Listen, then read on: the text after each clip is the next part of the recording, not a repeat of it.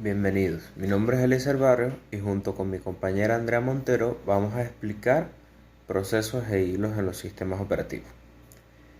En la introducción podemos decir que un proceso en los sistemas operativos es uno de los conceptos más importantes que se destacan en este, ya que todo se maneja a base de procesos, ya que un proceso, por decirlo así, es una abstracción de un programa en ejecución. Y todas las cosas que rodean este tema van conjunto con este concepto. En procesos vamos a utilizar dos conceptos, según Tannenbaum y según Stalex.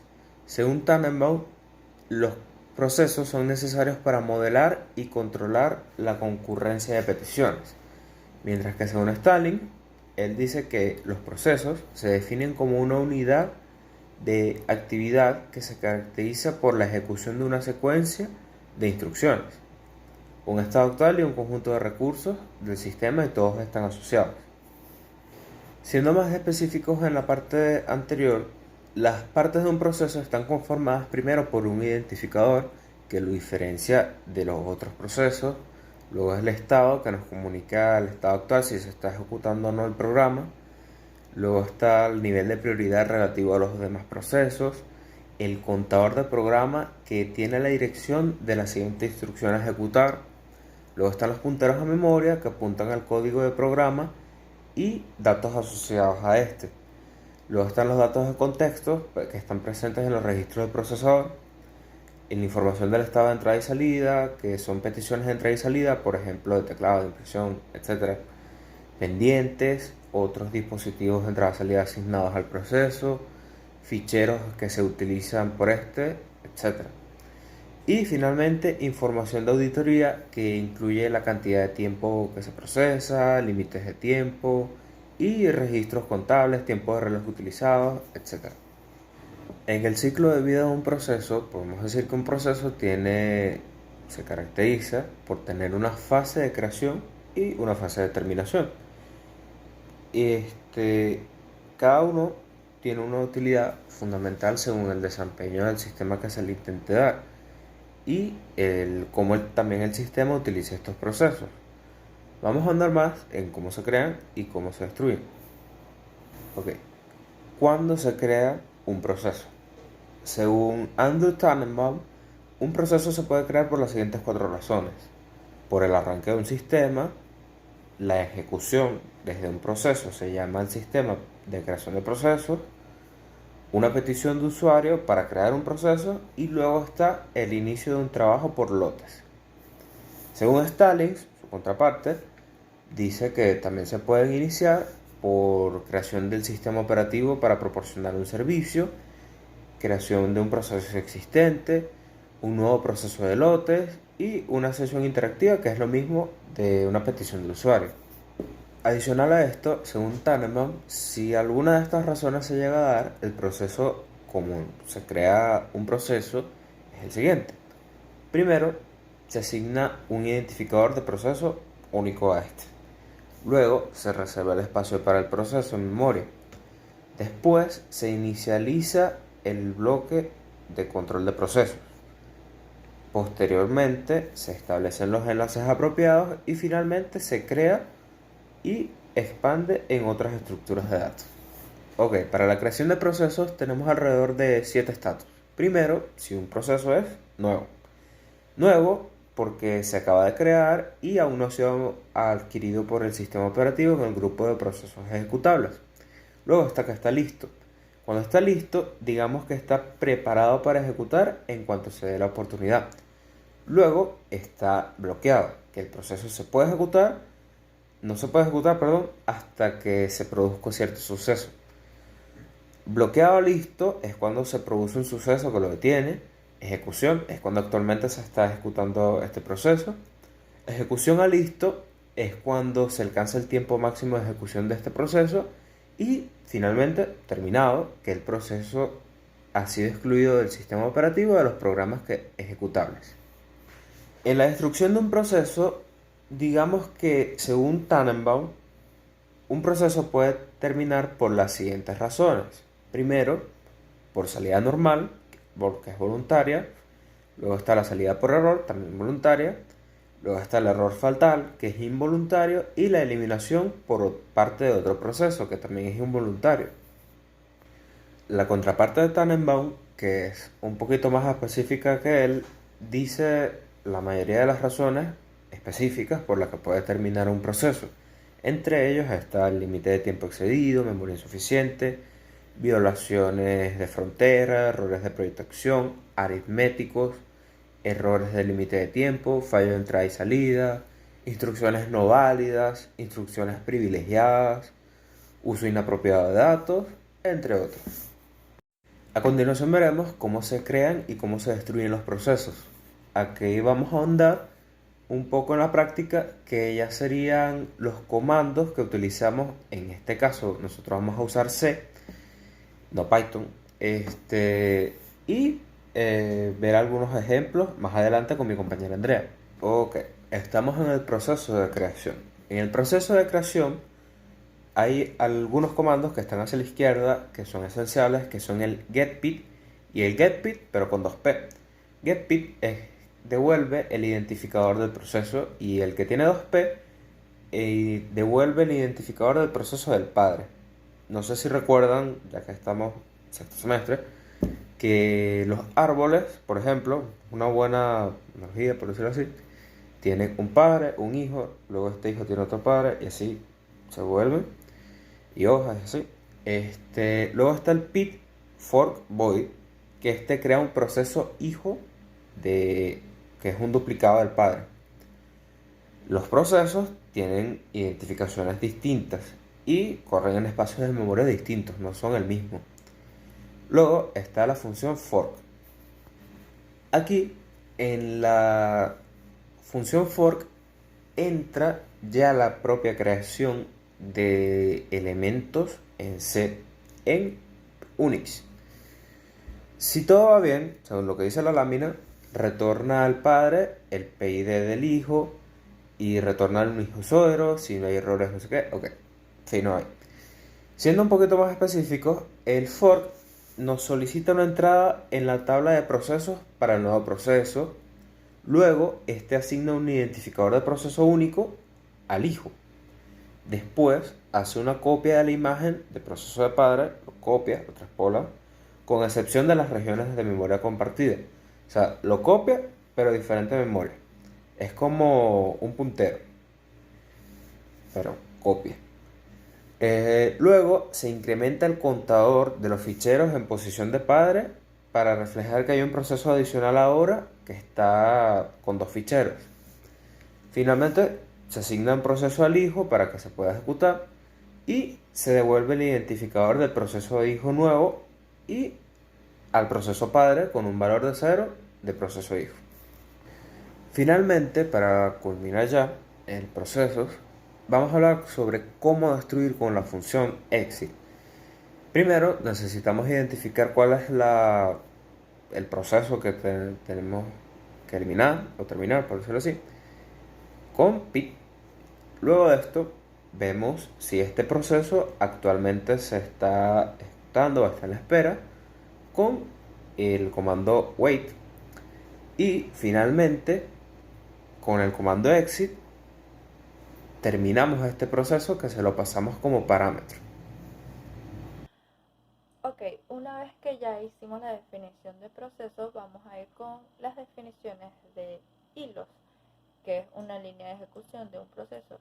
Aquí podemos ver que tenemos dos definiciones, una es del exponente Tannenbaum y otra de Stalin, donde los dos han sido personas que han aportado mucho a lo que es esta parte del área de sistemas operativos. Tannenbaum nos dice, muchas aplicaciones desarrollan varias actividades a la vez, algunas se pueden bloquear y al descomponer una aplicación en varios hilos que se ejecutan en cuasi paralelo, el modelo de programación se simplifica. Esto es verdad, vamos a suponer que nosotros tengamos un programa en donde queremos hacer distintos procesos. En ella tenemos que hacer el proceso A, proceso B y proceso C. Con los hilos nosotros podemos hacer que el proceso A y B, por ejemplo, se hagan simultáneamente. Mientras que el C, una vez que termine el A y B, se procede a hacer el número C. Entonces, un hilo es una unidad básica de utilización de CPU, la cual contiene un ID de hilo, contador de programa, registros y pila, siendo la pila entonces la que contiene el historial de ejecución con un conjunto de valores para cada procedimiento. Bien, ahora, ¿cuáles son las partes de un hilo?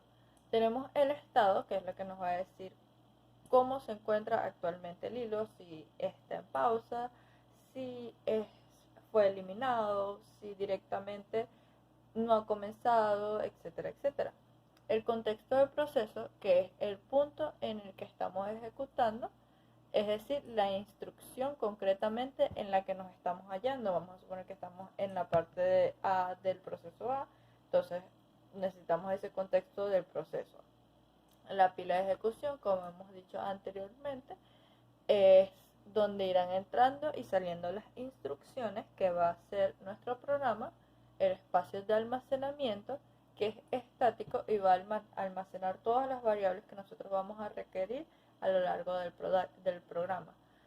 El acceso a los recursos de la tarea, que son compartidos por todos los hilos de la tarea. Es decir, si nosotros tenemos los recursos, las variables x, y y z, todos estos son accesados por los hilos que estamos utilizando. La pila y el contador del programa, donde el contador del programa es el que lleva el registro de cuál instrucción se va a ejecutar a continuación. Después de A y B se va a ejecutar C. ¿Ok? Obviamente nosotros contamos con distintas ventajas con el uso de los hilos. En esta tenemos que tenemos menor penalización, comparten memoria y tienen un solo procesador. Con un solo procesador es posible que una línea de proceso haga uso de una llamada al sistema que haga que el proceso pase de estado en línea a bloqueado. Además de que no es necesario tener distintos procesadores para hacer este hilo. Comparten memoria. Dos hilos de un mismo proceso comparten memoria, aprovechando así mejor los recursos que nos está dando nuestro computador. Y en cuanto a la menor penalización, es con respecto a la conmutación, donde solo se produce un salto en la ejecución de código del proceso y no interviene el planificador del proceso. El planificador del proceso es el que nos va a decir todos los procesos que nosotros vamos a hacer. Tenemos los tipos de hilos. En ella tenemos dos tipos principales y que a su vez tienen tres maneras de relacionarse entre sí. En el primer hilo tenemos el nivel de usuario, que son los implementados en alguna librería, y tenemos hilos a nivel de kernel, que son los que están a nivel del sistema operativo. Es decir, los de usuario son los que nosotros vamos a ver y los de kernel son los que están muy por debajo, prácticamente al lenguaje de máquina. Entonces, el sistema operativo es quien crea, planifica y gestiona los hilos. Esto es lo que va a hacer nuestro sistema sin nosotros decirle. Mientras que el de usuario es el que nosotros programamos. ¿Ok? Las tres maneras de relacionarse, tenemos tres modelos. Muchos a uno a uno y muchos a muchos, como nosotros hemos hablado en base de datos, en donde tenemos muchos a unos, que el modelo asigna múltiples hilos de un usuario a un hilo de kernel. El modelo 1 a 1, donde asigna cada hilo de usuario a un hilo de kernel, y de muchos a muchos, donde muchos hilos de usuario sobre un número menor o igual de hilos de kernel. Ahora vamos con cómo se crean y cómo se destruyen los hilos. ¿Ok? Para crearlo, vamos a utilizar la librería pthread.h, en donde tenemos tres funciones principales. La primera, que es sleep int, que es un entero. Esta función hace que el proceso pase a estado bloqueado durante n segundos. Es decir, nosotros colocamos sleep y entre paréntesis nosotros le vamos a pasar un entero de n minutos, de n segundos, disculpe, puede ser, por ejemplo, 2, 3, 10, n, realmente lo que nosotros requiramos en el momento. pthread create, en donde es, como dice su nombre, una función que inicia un nuevo hilo en el proceso de llamada. Y pthread join, que espera que el hilo especificado por la función finalice, es decir, acabe, y si el hilo concluyó con éxito, entonces retorna exitosamente. Estos son los tres principales para la parte de la creación de hilos, ¿verdad? Con una creas, con otra podemos concluir un hilo para hacer que el hilo se una a otro, y con otra podemos pausar el proceso. Ahora, en cuanto a la destrucción de hilos, tenemos dos principales, pthread cancel y pthread exit, en donde cancel es la función que manda una solicitud de cancelación al hilo de hilos, ¿ok? Entonces, básicamente nosotros mandamos esa función cuando queremos que el proceso se cancele. Y en cuanto a exit, es que termina el llamado a hilos y retorna un valor. Si se puede unir otro hilo en el proceso, nosotros nos vamos a llamar a la función que anteriormente hablamos, que es pthread join. ¿Ok? Estas son las funciones principales, sin embargo, no necesariamente significa que solo vamos a usar estas. Hay muchas más, pero estas son las más conocidas, por así decirlo, y fueron sacadas directamente de un manual de Linux. Tenemos ahora el multiprocesamiento simétrico. El multiprocesamiento simétrico es un tipo de arquitectura de computadoras en la que dos o más unidades de procesamiento comparten una única memoria central. Entonces, tenemos que, de acuerdo a Stallings, que es uno de los señores que mencionamos anteriormente, la forma más común de categorizar estos sistemas es por una taxonomía de sistemas de procesamiento introducida por Flynn. Estas proponen distintas categorías de sistemas de computadoras.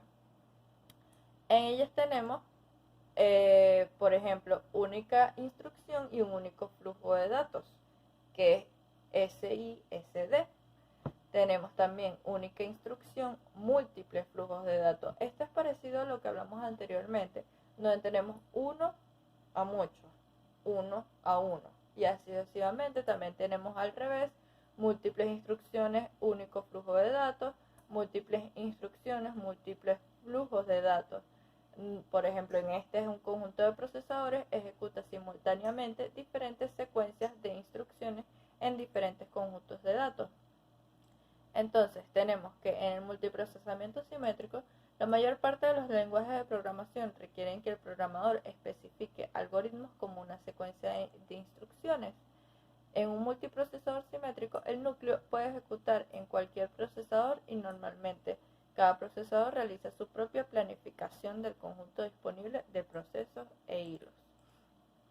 Una vez que tenemos ya un poco más claro estos conceptos, podemos empezar a explicar la teoría, la práctica de la teoría. Para la práctica primero tenemos que tomar en cuenta que esto debe ser en un sistema operativo basado en Linux o directamente en Linux. Nosotros recomendamos instalar Ubuntu, que es un sistema operativo, y este lo podemos encontrar en internet a través de la tienda Microsoft Store. Ok, una vez instalado el Ubuntu, nosotros vamos a pasar a instalar el GCC, que es la que nos va a permitir compilar programas en C, en el caso de C, y en el caso de G++ para C++. Ok, una vez que instalamos el GCC, nosotros vamos a utilizar el comando cd para poder acceder a nuestro directorio de trabajo. Una vez que accedemos a donde está actualmente nuestro programa, vamos a proceder a llamarlo, por así decirlo, con nuestro ejecutable. Es decir, utilizamos el comando gcc, nombre de nuestro archivo, .c en este caso, un guión o, y el nombre del ejecutable. Puede ser app, por ejemplo. Una vez que hacemos esto, luego colocamos / nombre de nuestro ejecutable, en este caso app o fork, como ustedes deseen. Presionamos enter y listo, ya con eso estaríamos ejecutando nuestro programa. Ahora, en el ejemplo de procesos tenemos la librería uni.std.h, que este es para nuestro caso de procesos, donde tenemos una variable global 22, en este caso es un entero, y tenemos dos procesos, ¿verdad? En el primer proceso tenemos que la variable se va a actualizar a 44 y en el segundo proceso la variable se va a actualizar a 33. El getPID, que es para poder obtener el ID de ese proceso, y es lo que vemos ahí, que prácticamente nos va a mostrar una línea en donde nos va a decir el proceso tal está comenzando. Luego tenemos que se crea el proceso con la función fork y tenemos otra línea en donde nos va a decir tal proceso se está ejecutando. Nuestras líneas de actualizar el valor a 44 y 33. Y luego tenemos, que es lo que vemos del lado derecho, la función sleep, que es la que nos va a dar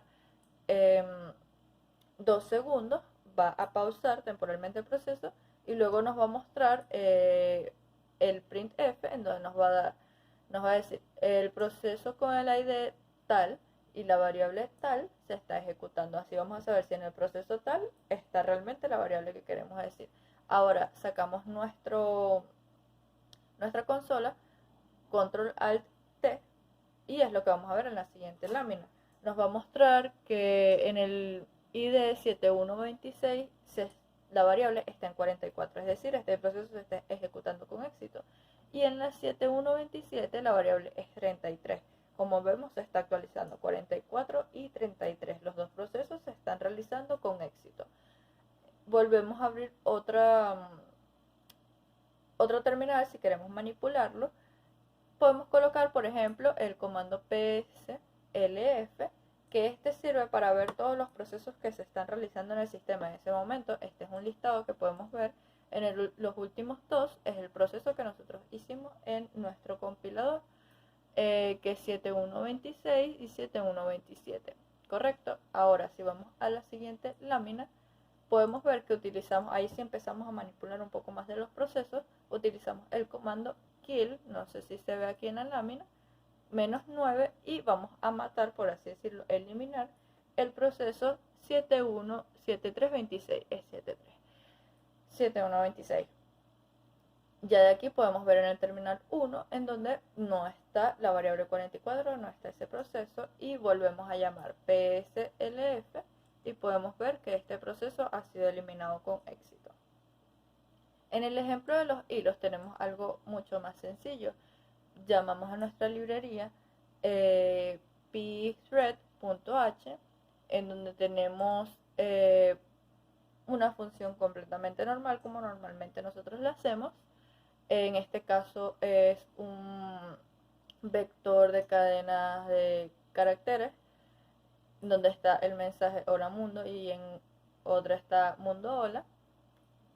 Esta función es completamente normal. Lo importante aquí es entender la parte del main. En el main tenemos que colocamos dos variables de tipo hilo. Colocamos hilo 0 e hilo 1, las estamos declarando. Y aquí vamos a usar nuestras dos funciones previamente habladas, que son create para crear el hilo. En el caso del hilo 0 le vamos a asignar la función que mencionamos anteriormente, que es imprime mensaje, y el hilo 1 le asignamos la misma función. Hilo 0 e hilo 1 van a hacer lo mismo, solo que queremos enlazarlo. Aquí lo estamos creando. Una vez que los creamos, hacemos el join, que lo que va a hacer es enlazar el uno con el otro. Y con esto ya podemos concluir con éxito. Este es uno de nuestros ejemplos de hilos. Si vamos a la siguiente lámina, tenemos en la consola en donde se ve hola mundo y mundo hola. Están las dos congeniando con normalidad y se ha compilado con éxito. Muchas gracias, esperamos que esta información les haya ayudado.